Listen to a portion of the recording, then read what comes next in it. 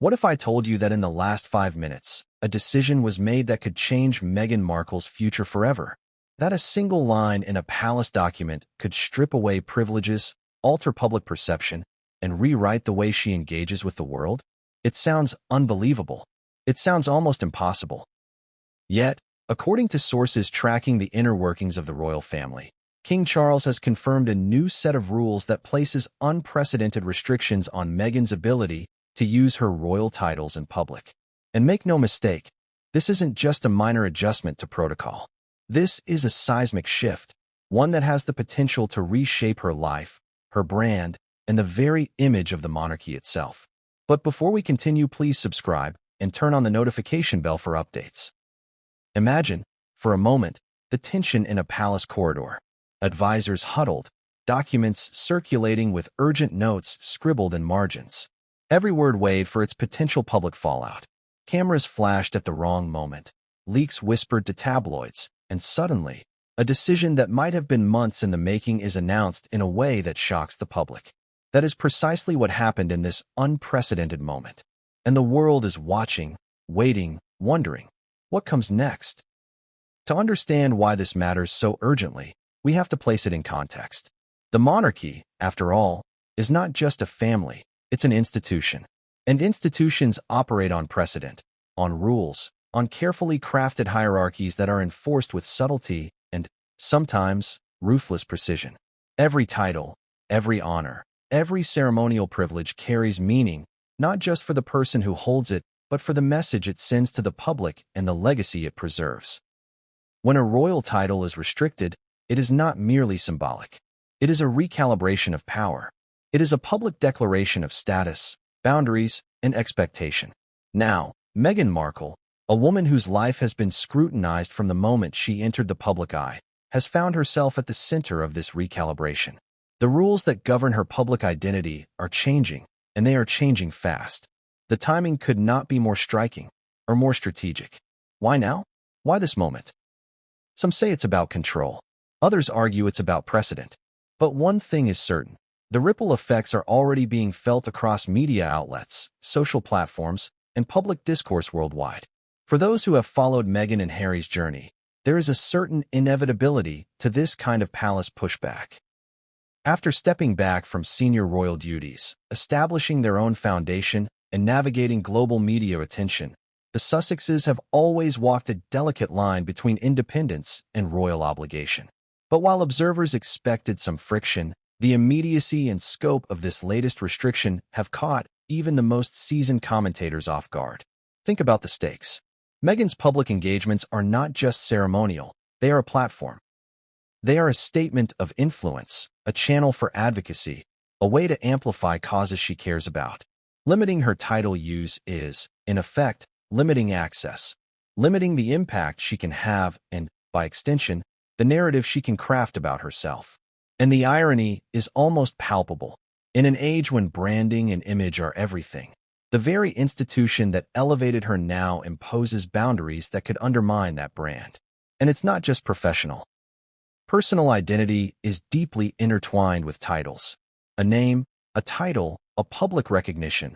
These are markers of status, credibility, and legacy. Take them away, and you are left negotiating perception in ways you may not have prepared for. How does it feel to be defined, restricted, and scrutinized simultaneously? To have one's public persona subject to rules you cannot control? Meghan, for all her poise and strategy, now faces a moment of vulnerability that few outside the palace can truly comprehend. But this isn't simply about Meghan. This moment exposes the tension between tradition and modernity, between personal autonomy and institutional authority. The monarchy is ancient, steeped in customs that have endured for centuries, yet it operates in a world that moves at the speed of social media, global news cycles, and instantaneous public reaction. Every decision is magnified, every nuance dissected, and every misstep becomes fodder for speculation. In this context, King Charles's move is as much about preserving the monarchy's image as it is about regulating an individual's conduct. The public has reacted with the intensity one might expect. Social media platforms have lit up with speculation, supporters have rallied, critics have pointed fingers, and the tabloids have predictably leapt to sensational conclusions. Yet amidst all the noise, the real story is subtle, hidden in protocol documents, behind closed doors, and in conversations that few outsiders are privy to. This is where we begin our journey. Not at the headlines, not at the tweets, but at the moment where institutional decision-making collides with personal destiny. But what makes this moment particularly compelling and particularly heartbreaking for some is the immediacy. The phrase, 5 minutes ago, is not just dramatic flair. It signals the rapidity with which the palace can act, the speed at which influence and authority can reshape lives, and the unpredictability of the consequences. Decisions that may have been brewing for months crystallize into reality in an instant, leaving those affected scrambling to adapt. And yet, even in this turbulence, there is a story to be told, one of strategy, resilience, tension, and anticipation. There is a human story, wrapped in an institutional one, layered with the drama of public expectation and private decision-making. How Meghan responds, how her advisors recalibrate, how the palace navigates fallout. These are the threads that will define the next chapter, not just of her life, but of the ongoing narrative surrounding the modern monarchy. As we move forward in this story, keep this question in mind. How do you maintain personal identity when the very system that once elevated you now imposes restrictions? How do you chart a path forward when rules change overnight, when expectations shift without warning, when the public eye weighs heavier than ever before? These are questions not just for Meghan Markle, but for anyone navigating power, image, and authority in a world that never stops watching. And while we will explore the historical context, the palace dynamics, the reactions, and the implications, remember this: the most compelling parts of this story are still unfolding. What has already happened is only the beginning. The decisions made in the last 5 minutes set the stage for revelations, confrontations, and developments that no one can predict. And that brings us to the first chapter of our deep dive. The moment everything shifted, the moment when signals first emerged that a seismic change was imminent. Because, as we will see, the story does not begin with the announcement. It begins with a quiet warning, a subtle deviation, an overlooked detail that, in retrospect, signaled a moment of irreversible change. And what came next would change everything, and no one saw it coming. The first signs that something monumental was about to happen didn't appear in headlines or official statements. They appeared in the smallest, almost imperceptible ways: a subtle shift in the way Meghan was addressed in internal communications, a careful edit to public announcements, the unusual absence of her name in certain invitations. To the casual observer, these might have seemed inconsequential. But to those who follow royal protocol closely, these were alarms, flashing in silence. It began, according to palace watchers, during a series of recent public engagements. Meghan, known for her poise and careful preparation, seemed slightly off-script. Notes were highlighted with last-minute revisions. Certain ceremonial privileges were quietly revoked or reassigned. Nothing dramatic, nothing public, yet enough to suggest a recalibration was underway.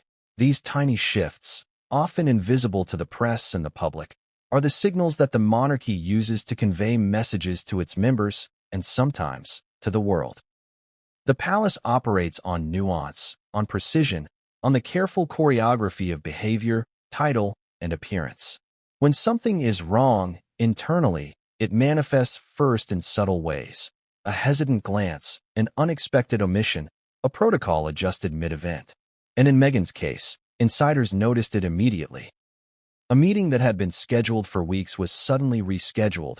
A position she once held in ceremonial events was quietly reassigned, and communications from advisors became increasingly formal, almost rigid.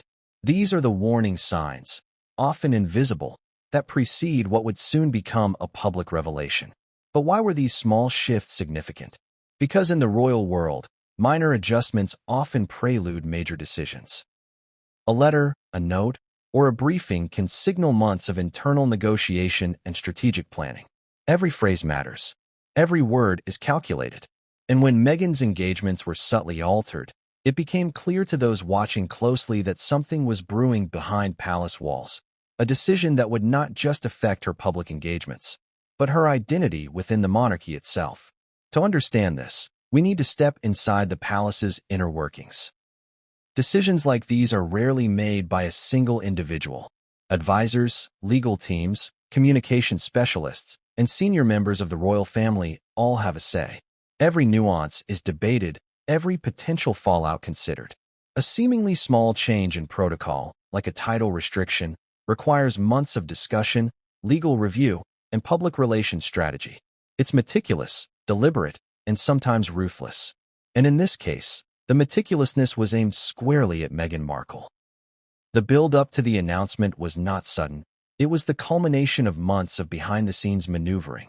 Sources suggest that initial discussions began in quiet meetings, where advisors weighed the implications of Meghan's continued public use of royal titles. Arguments were made about precedents, about fairness, and about the perception of the monarchy on a global stage. Some argued for flexibility, recognizing her unique position as a former senior royal and a global public figure. Others pushed for stricter boundaries, emphasizing tradition and institutional authority. Meanwhile, Meghan herself, aware of the brewing discussions, began to adapt. Reports indicate she consulted closely with her team, strategizing how to maintain her platform while navigating potential restrictions. She adjusted speeches, public appearances, and even charitable initiatives, attempting to anticipate every scenario. Yet, even with careful planning, the speed and scope of the palace's final decision seemed to catch her, and the public, off guard. Then came the first tangible signal. An internal memo circulated among palace staff, quietly confirming that new rules were under review. The language was formal, almost clinical, but the implication was unmistakable. These were not mere guidelines. These were restrictions, designed to reshape how Meghan could present herself in public. The memo, initially unnoticed by the press, became the spark that ignited speculation among royal commentators and insiders. The story began to spread quietly at first.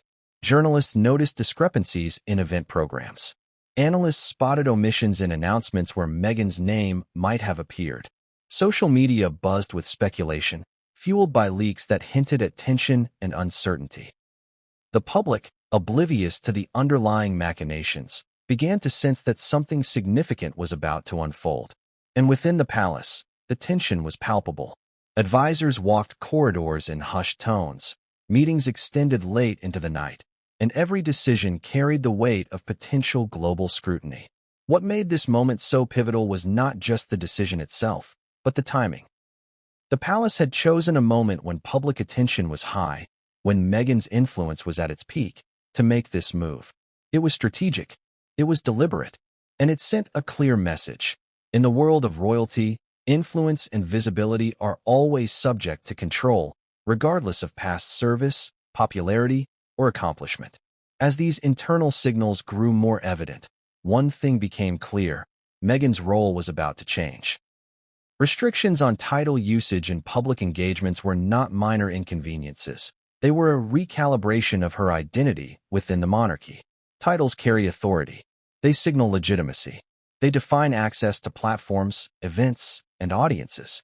By limiting her ability to use these titles, the palace was effectively redefining her public persona, her reach, and the perception of her position in the royal family hierarchy. Observers also noticed a subtle shift in King Charles's involvement. Sources suggest he personally reviewed drafts, provided input on wording, and ensured that the restrictions aligned with both public messaging and institutional precedent. While the final announcement might appear procedural or formal, the reality is that it was a carefully orchestrated move by the head of the monarchy, designed to assert control and set a precedent for future decisions. For Meghan, the impact was immediate. Advisors report that she experienced a mix of frustration, disbelief, and urgency. The restrictions were not just professional, they were personal. A title is more than a label, it is identity. To have it constrained, even partially, in public forums is to navigate a world in which your authority and visibility are circumscribed. It is a challenge few outsiders can truly comprehend, and one that requires both strategic thinking and emotional resilience. The public, however, remained largely unaware at first.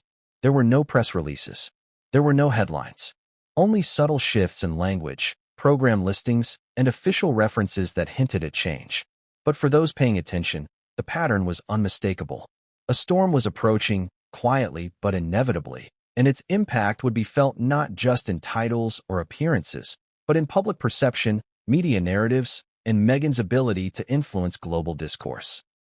And then, moments before the announcement, something unexpected happened, an inadvertent leak. A snippet of information, shared quietly with a trusted journalist, revealed the essence of the restrictions before the official statement. The palace, usually masterful at controlling messaging, suddenly faced the reality of speculation spreading faster than it could manage. Headlines began to form, social media chatter intensified, and the story began to take on a life of its own, independent of the palace's carefully planned narrative. By the time the official confirmation arrived, the public was primed, the media ready, and the narrative framed in a way that amplified drama, tension, and speculation. The shift had occurred, not overnight, but through a series of deliberate, almost imperceptible steps that combined strategy, observation, and timing. For Meghan Markle, it was the moment everything shifted. Her ability to navigate public engagements, her perception in the media, and her role in the monarchy were all suddenly redefined. And yet, even as the world reacted to the news, the full implications remained hidden. What had been revealed publicly was only the surface. Beneath it lay questions, consequences, and tensions that would unfold over the coming months. Some visible, some invisible, all significant. The palace had signaled a shift. Meghan had felt it. The world had seen hints. And what came next would escalate the stakes in ways few could anticipate. To understand the significance of the new restrictions placed on Meghan Markle, we must first step back in time and examine the centuries-old rules surrounding royal titles. Titles in the monarchy are not mere labels. They are symbols, instruments of power, markers of hierarchy, and sometimes, weapons wielded to assert authority. They define who has influence, who can represent the crown, and who is allowed to wield visibility. And in the context of Meghan Markle, these rules are not just ceremonial. They are foundational to her public identity. Consider this. Throughout history, the monarchy has always been obsessed with precedent. Every decision about who may carry a title, how it can be used, and in what contexts is scrutinized in relation to past examples. Royals who have overstepped, misused, or challenged conventions have faced consequences, sometimes public, sometimes quietly enforced behind palace walls. It's a delicate balance.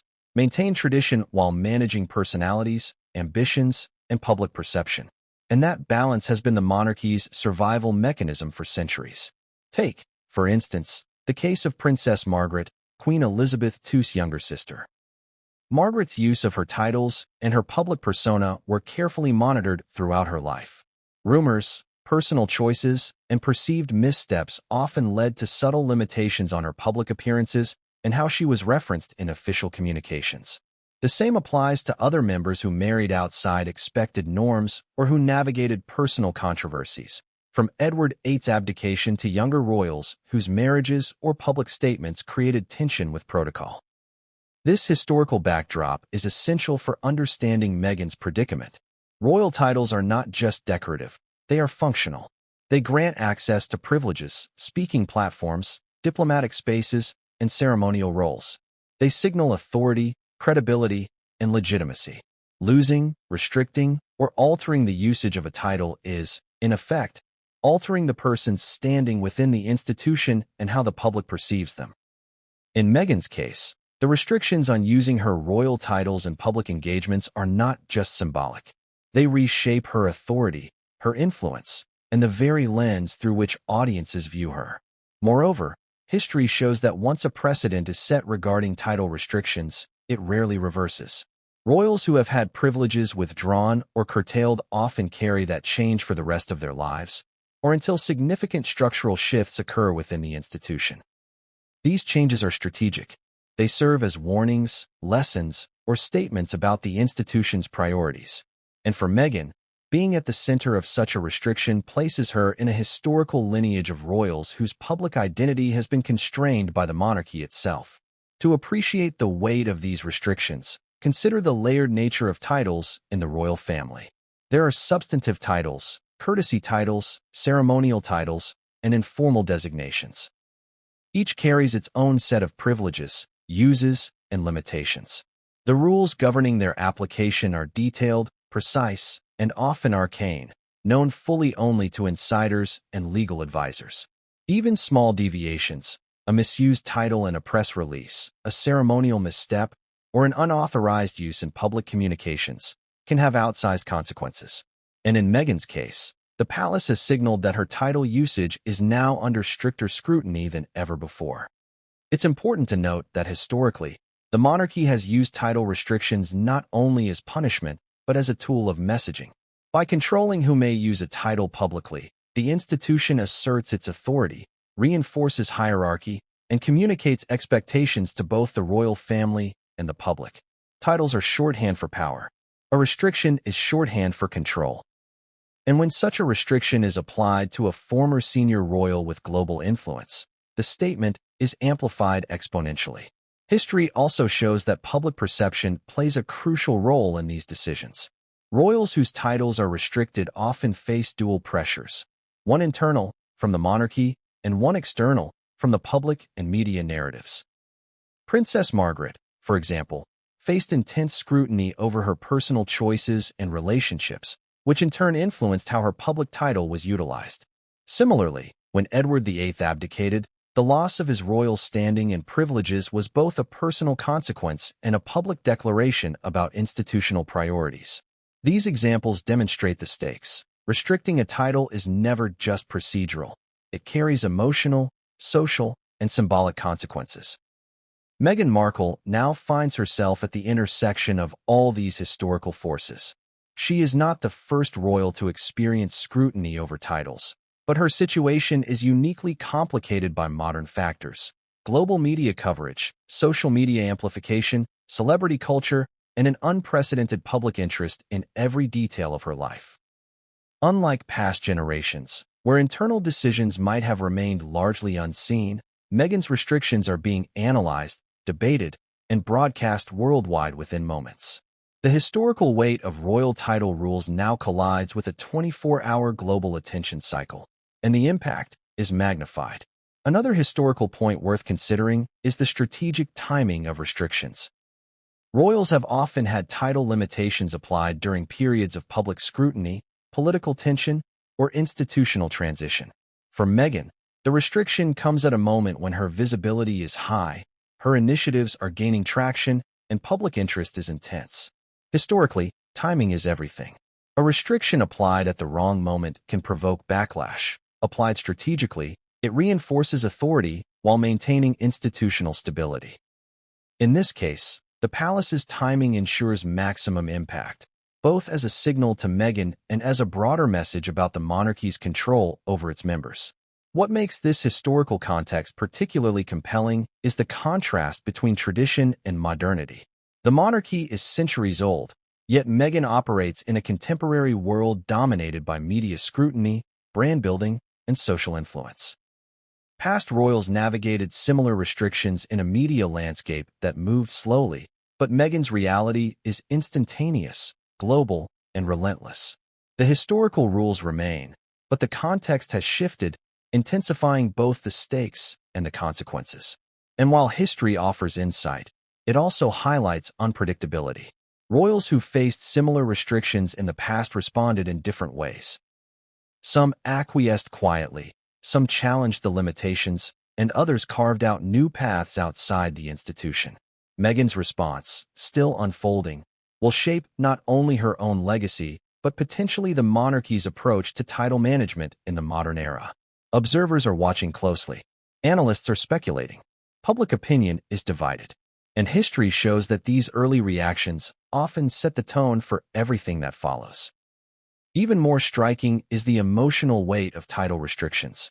For royals, titles are intimately tied to identity, responsibility, and family legacy. Losing or limiting them is not just a bureaucratic inconvenience. It is a personal and emotional challenge. Historical records show that affected royals often experience tension, frustration, and even isolation as they navigate the balance between personal ambition, family expectation, and institutional authority. Meghan, with her global platform and public persona, faces these pressures on a scale unprecedented in modern royal history. The historical examples also underscore the ripple effects of these decisions. Restrictions do not exist in isolation. They influence relationships within the family, public perception, and media narratives. For instance, when a title is restricted, it affects the balance of authority among siblings, cousins, or other family members. It influences who is seen as legitimate or authoritative in public forums, and it can shape long-term narratives about the monarchy's priorities, values, and adaptability.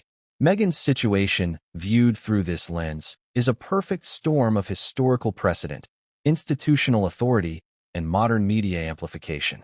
As we explore Meghan's current predicament, it is crucial to remember that these restrictions are not merely symbolic. They carry the weight of centuries of royal governance, lessons learned from past controversies, and a carefully managed balance between tradition and public perception. They also carry emotional consequences for the individual affected. Meghan, aware of her history, her global presence, and the scrutiny she faces, must navigate these restrictions with strategic acumen, emotional resilience, and an understanding of both the palace's rules and the public's expectations. And yet, even with this historical perspective, the full implications of the restriction are not immediately apparent. History provides context, but it does not predict outcome. Royals have always faced uncertainty, and the intersection of ancient rules and modern visibility creates unpredictability. For Meghan Markle, the historical weight of royal title rules is both a warning and a guide. But it cannot fully shield her from the personal, professional, and emotional consequences of the palace's latest move. What comes next, as we will see in the following chapters, is a series of strategic maneuvers, responses, and ripple effects that extend far beyond titles alone. From communication strategy to public perception, from family dynamics to global scrutiny, the impact of this restriction will unfold in ways both predictable and surprising. And as with all historical precedent, the first moments of action often determine the trajectory of the entire story. Because as history teaches us, when the monarchy imposes boundaries, the consequences are rarely isolated. They reverberate, they provoke reactions, and they shape the narrative for years to come. Meghan Markle, positioned at the intersection of tradition and modernity, is now living that lesson in real time. And what comes next will test not only her resilience, but the monarchy's ability to adapt to a world that no longer moves at the pace of tradition alone. And just when it seemed that the historical context had explained everything, a new development emerged, one that challenged every assumption about how titles, restrictions, and royal influence intersect. It was subtle, unexpected, and potentially explosive. And what came next would raise the stakes even higher, catching both Meghan and the palace off guard in ways that history alone could not have predicted. In the royal family, few things are more carefully orchestrated than communication. Every word, gesture, and headline is scrutinized, measured, and timed to achieve maximum effect, or to minimize fallout. When the news of Meghan Markle's new title restrictions began to circulate, it was not merely an administrative adjustment. It was a communications challenge of unprecedented proportions. And behind the scenes, the palace's communication machinery was already in overdrive, working to craft a narrative, manage perception, and control the story before it spun beyond their reach. It's easy to underestimate just how sophisticated royal communications are. The palace doesn't rely solely on press releases or public statements. Instead, they operate a multi-layered network of advisors, communications directors, protocol experts, and media consultants. Every internal memo, every briefing, and every public statement is designed with intention. In the case of Meghan Markle, this machinery had to balance multiple factors, preserving the dignity of the monarchy, reinforcing hierarchy, managing potential public backlash, and protecting the reputations of everyone involved. The challenge here was unprecedented. Meghan is not just a former senior royal, she is a global figure. Her actions, appearances, and even social media posts are monitored constantly by international audiences, tabloids, and commentators. Any restriction imposed on her titles, therefore, required messaging that could withstand intense scrutiny from every corner of the world. A single misstep could ignite criticism, speculation, or even accusations of unfair treatment, all of which could undermine the monarchy's credibility. Sources inside the palace indicate that communication planning for Meghan's restrictions began months in advance. Advisors drafted multiple scenarios, analyzing potential outcomes and reactions. They considered how newspapers might frame the story, how social media users might interpret it, and how international press might report on the implications for the monarchy. Every possible narrative was dissected: the sympathetic angle, the critical angle, the neutral analysis. In a world of instantaneous information, even a small miscalculation could escalate into a global story overnight. Timing was a critical component. The palace understands that perception is often shaped as much by when news is released as by what is actually said. The phrase 5 minutes ago in public discourse, whether literal or metaphorical, signals immediacy, urgency, and relevance. It also frames the story in a way that commands attention and creates anticipation. By controlling the timing of the release and strategically guiding leaks, the palace can shape the narrative to emphasize authority, stability, and control, while limiting the potential for chaos or misinterpretation. Internal communication was just as crucial as external messaging. Staff needed clarity on how to reference Meghan in official documents, programs, and public events. Ambiguity could lead to mistakes, which could in turn be amplified in the press. For instance, an event program listing her incorrectly could spark rumors, undermine the palace's authority, and suggest discord where none may officially exist. To prevent this, internal memos were distributed with explicit instructions, outlining precisely how Meghan's titles could and could not be used, and emphasizing the importance of adherence to protocol. But even with meticulous planning, communication in the royal family is rarely linear. Leaks happen. Misinterpretations occur. Advisors can disagree, creating tension and confusion. In Meghan's case, the very sensitivity of her position heightened the stakes. The palace had to consider not only the official announcement, but also the broader narrative that would emerge from social media, celebrity commentary, and international media coverage. Every statement, no matter how carefully worded, could be reframed, dissected, or sensationalized. To manage this, palace communications adopted a dual approach. The first component was proactive, shaping the narrative through controlled disclosures, selective briefings, and carefully timed statements. The second component was reactive, monitoring media coverage in real time, responding to inaccuracies, and guiding commentary to reinforce the intended messaging. Together, these strategies are designed to maintain the palace's authority while minimizing unintended fallout. The proactive component required intense coordination. Communications teams worked closely with legal advisors, protocol officers, and senior royals to craft language that was precise yet flexible. Every word was analyzed for potential interpretation. Could it be misread as punitive? Could it be framed as discriminatory? Could it be twisted to suggest conflict where the palace intended neutrality? In a high-profile situation like Meghan's, ambiguity is dangerous, clarity is paramount. The reactive component, meanwhile, required constant vigilance. Social media platforms, international news outlets, and even niche blogs were monitored around the clock. Analysts tracked mentions, sentiment, and trends, identifying potential flashpoints before they could escalate.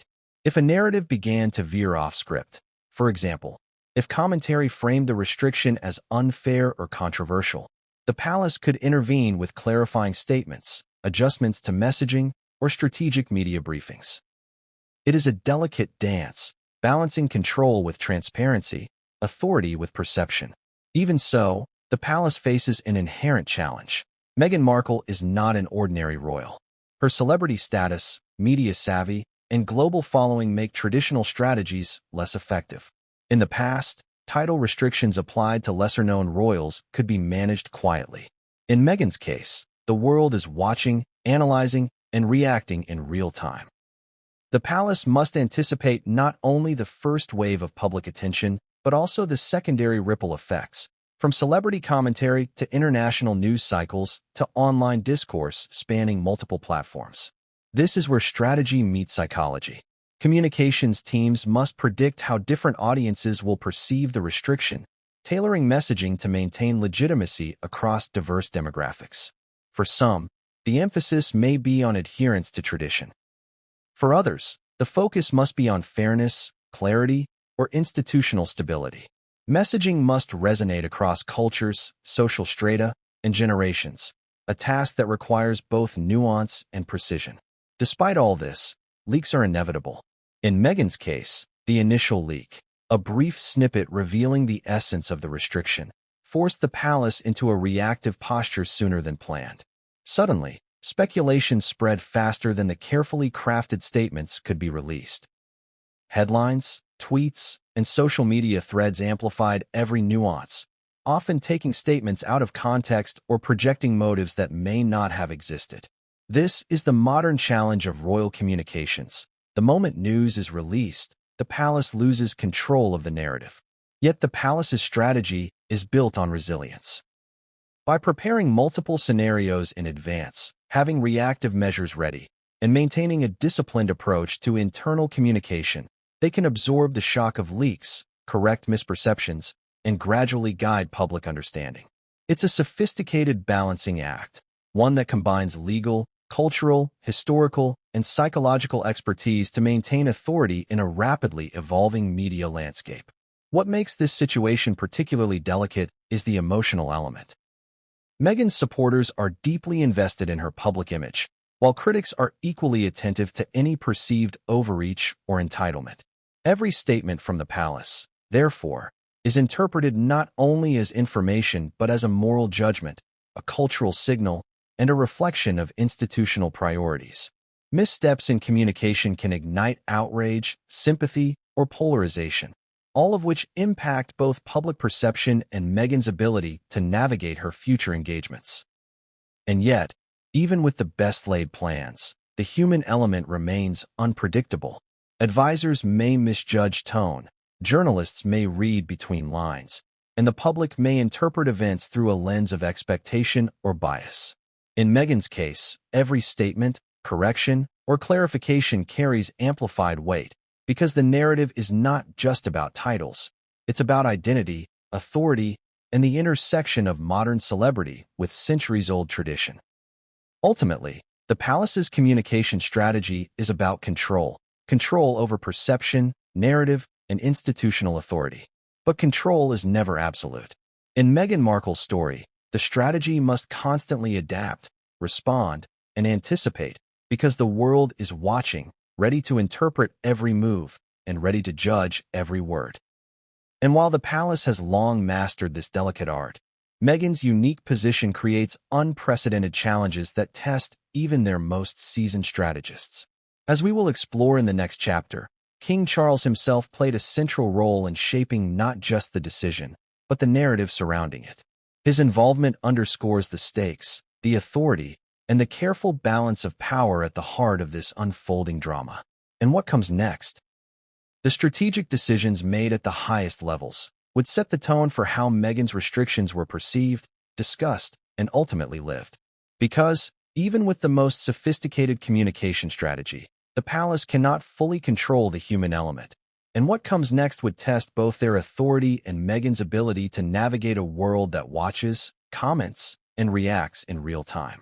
Every major shift in the monarchy ultimately comes back to the sovereign.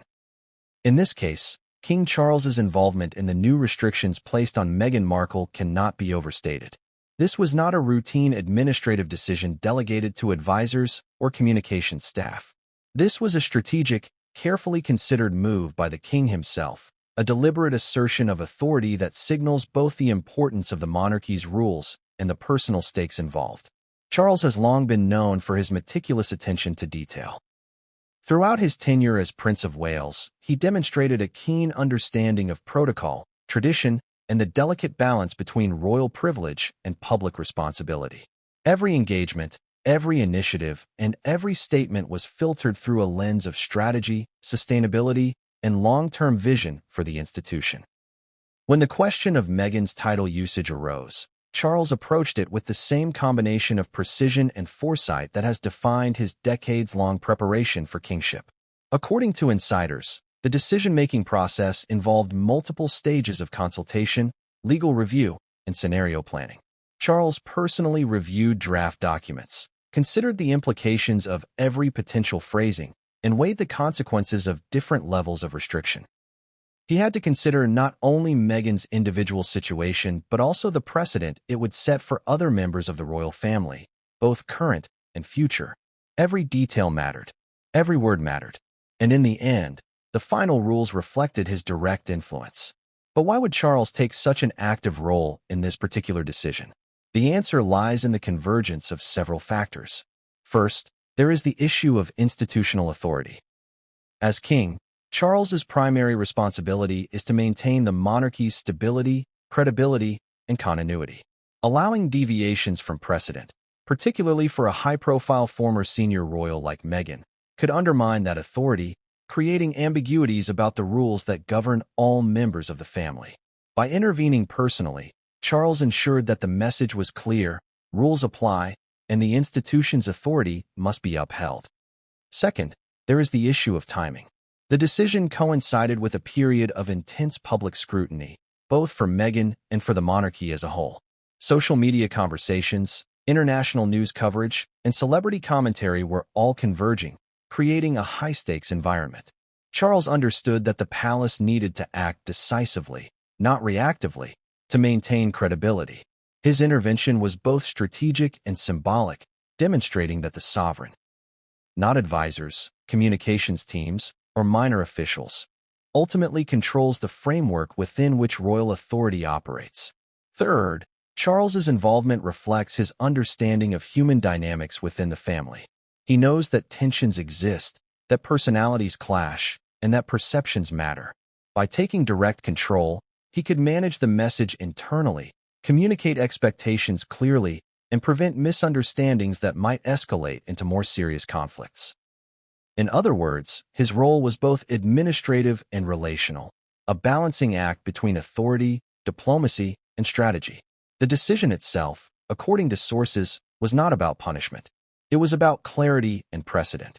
The palace has long adhered to the principle that titles, privileges, and ceremonial roles are not automatic entitlements. They carry responsibilities and are governed by rules that apply across generations. By imposing specific restrictions on Meghan's public title usage, Charles was reinforcing this principle, ensuring that the monarchy's structure remains coherent and consistent. Yet, while the reasoning may be procedural, the impact is deeply personal, affecting Meghan's identity, influence, and public perception. One of the most fascinating aspects of Charles's involvement is the precision with which he calibrated the rules. These were not blanket restrictions. They were targeted, nuanced, and deliberately worded. Certain engagements and uses of her titles remain permissible under specific circumstances, while others are now restricted entirely. This selective approach demonstrates an awareness of the delicate balance between fairness and authority. It also highlights Charles's skill in navigating the intersection of personal dynamics and institutional priorities. A skill honed over decades of observing, managing, and leading a complex royal household. Yet, Charles's role also underscores the inherent tension between the monarchy's long-standing traditions and the realities of modern celebrity. Meghan Markle is not just a former senior royal. She is a public figure with a global following.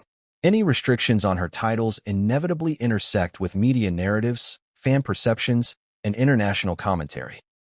Charles had to anticipate the fallout, weighing the potential for criticism against the necessity of upholding institutional norms. The decision, therefore, reflects both strategic foresight and an understanding of the symbolic power of titles. It is worth noting that Charles's approach in this situation contrasts with some historical examples. Previous monarchs have sometimes allowed deviations, opted for more subtle restrictions, or delegated authority entirely to advisors. Charles, in contrast, took a hands-on role, demonstrating a willingness to assert his authority directly, even in a matter as delicate as Meghan Markle's public identity. This hands-on involvement sends a clear message. The king is engaged, attentive, and unafraid to act decisively when institutional clarity is at stake. But Charles's involvement is not only about authority, it is also about relationships. Within the palace, family dynamics are complex, and perceptions of fairness matter deeply. By taking direct control, Charles could manage internal communications, set expectations for senior members, and signal his intent clearly to advisors and family alike. Every decision is observed, every action interpreted, and every message amplified, both within the family and in the public eye. Charles's personal involvement ensures that there is no ambiguity about intent, authority, or expectation. As the announcement of the new rules approached, it became clear that Charles's strategy extended beyond the decision itself. He orchestrated the timing, the messaging, and the framing in a way that reinforced the monarchy's image of stability and authority. Even before the public received the news, internal stakeholders, staff, advisors, and senior royals had been briefed and aligned. This level of coordination reflects not only Charles's understanding of institutional communication, but also his awareness of the high stakes involved in the modern media landscape. Of course, no royal decision occurs in isolation. Charles's involvement had ripple effects, influencing how other senior royals approached the situation, how advisors prepared for public reaction, and how communications teams drafted messaging. Every stakeholder was aware that the king's decision set the tone, established precedent, and defined the boundaries within which responses could occur. This top-down influence ensured that the narrative, both internally and externally, remained consistent, at least in theory. Yet even with meticulous planning, uncertainty remained. Meghan's global visibility, coupled with her media acumen, created a scenario in which controlling perception completely was nearly impossible. Charles could establish the rules, communicate the rationale, and frame the message strategically, but public interpretation, media narratives, and fan responses were variables beyond his direct control. This tension between institutional authority and public perception lies at the heart of the drama unfolding around Meghan Markle's restricted title usage. Ultimately, King Charles's role highlights the interplay between authority, strategy, and foresight. He acted decisively, balancing the demands of tradition with the realities of modern scrutiny.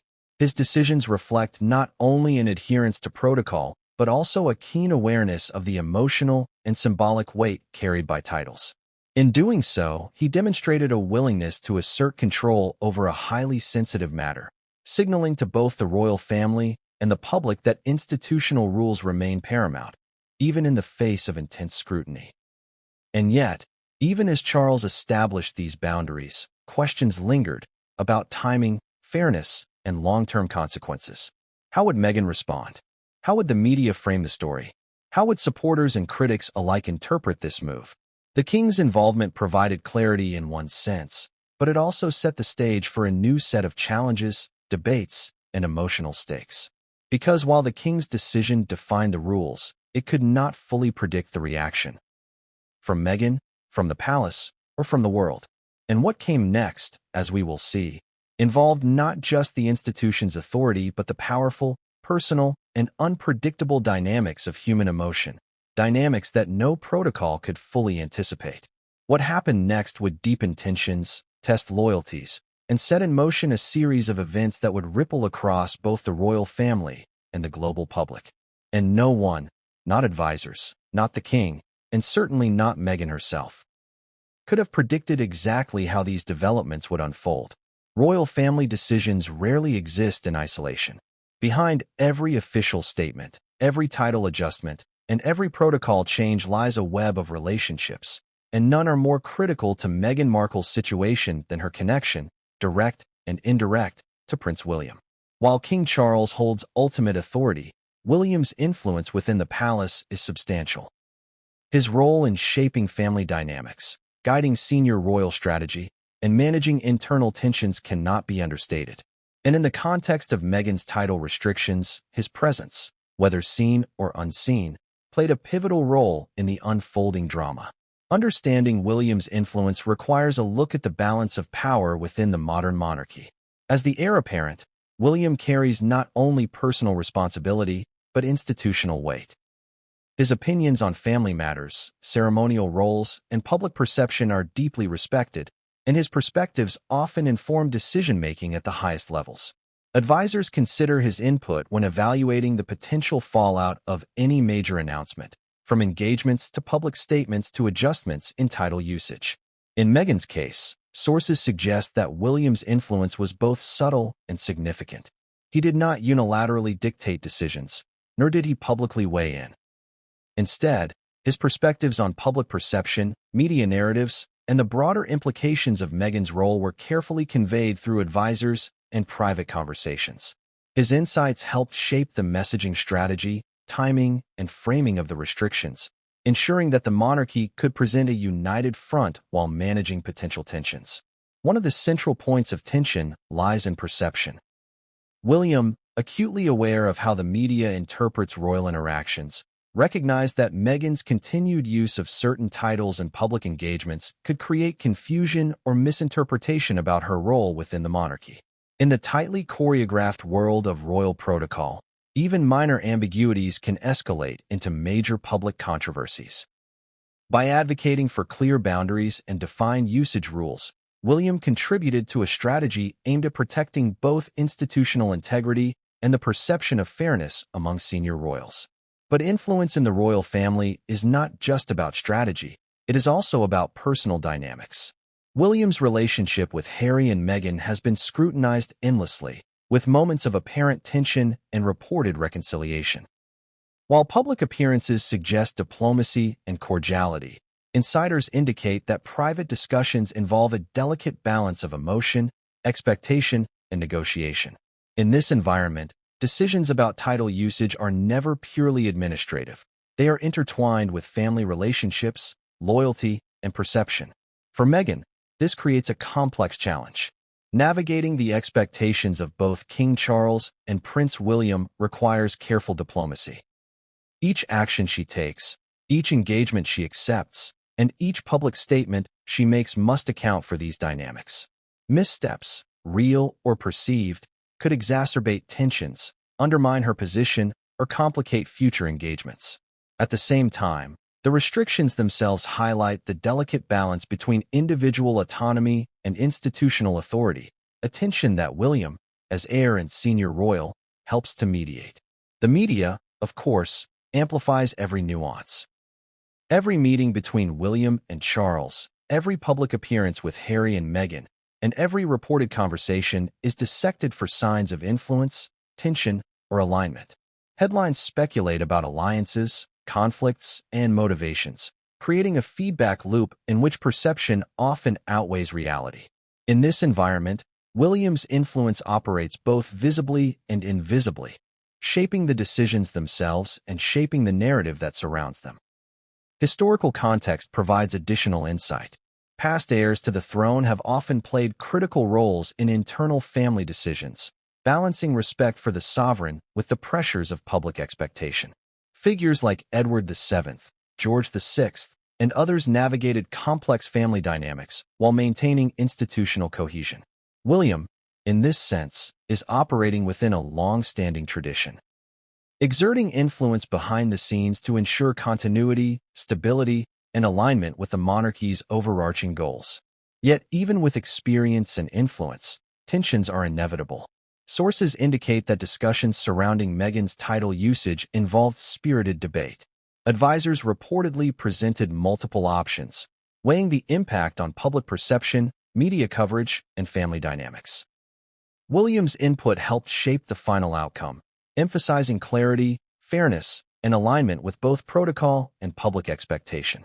But such discussions are rarely free of emotion. Family dynamics, personal loyalties, and historical tensions inevitably color the decision-making process. This tension extends beyond the immediate family to the wider royal circle. Senior advisors, communications teams, and other members of the monarchy observe and respond to William's perspectives, amplifying his influence across multiple channels. His role is not to dictate every decision, but to provide guidance, ensure coherence, and protect the institution's integrity. In this situation, his input was particularly critical because Meghan's global visibility introduces variables that differ from past scenarios. The stakes are higher, the audience broader, and the consequences more immediate. For Meghan, understanding William's role is essential. His influence affects how restrictions are framed, how communications are managed, and how public perception is shaped. Navigating these dynamics requires a combination of strategy, diplomacy, and emotional intelligence. Every engagement, every statement, and every public appearance must consider not only King Charles's authority, but also William's perspectives, both as a senior royal and as a figure with significant sway over family and public opinion. There is also a symbolic dimension to William's involvement. As heir apparent, his engagement in this decision signals to the broader public and the media that the monarchy operates with cohesion, hierarchy, and respect for protocol. It reinforces the perception that rules apply consistently, regardless of popularity or global profile. In this way, William's influence serves both practical and symbolic functions, shaping outcomes and signaling institutional values. And yet, tension persists. The dynamic between Meghan, Harry, and William has been the subject of constant scrutiny. While efforts are made to maintain diplomacy, disagreements and differing perspectives are inevitable.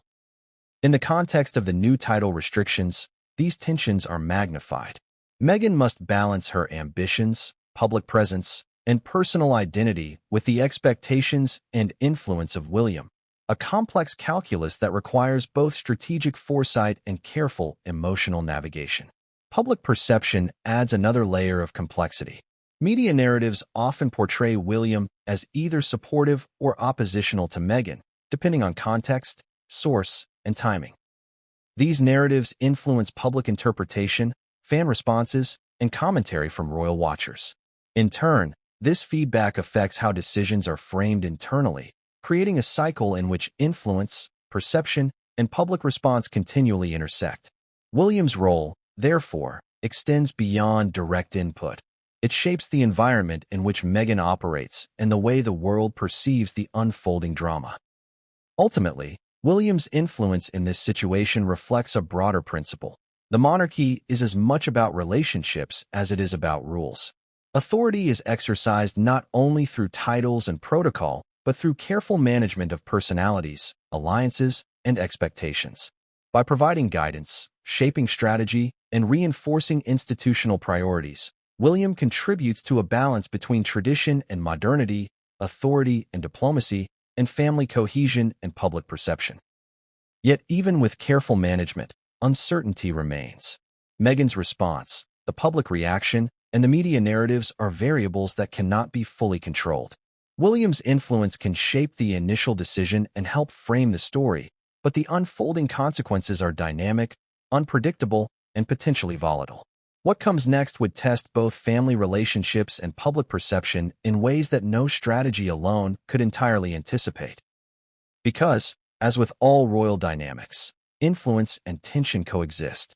William's involvement ensures authority and strategy, but it also highlights the emotional and relational complexities that make every decision within the monarchy both delicate and consequential.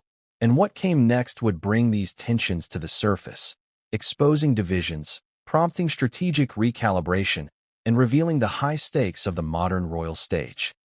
When the palace restrictions were quietly imposed on Meghan Markle, the public saw only the surface.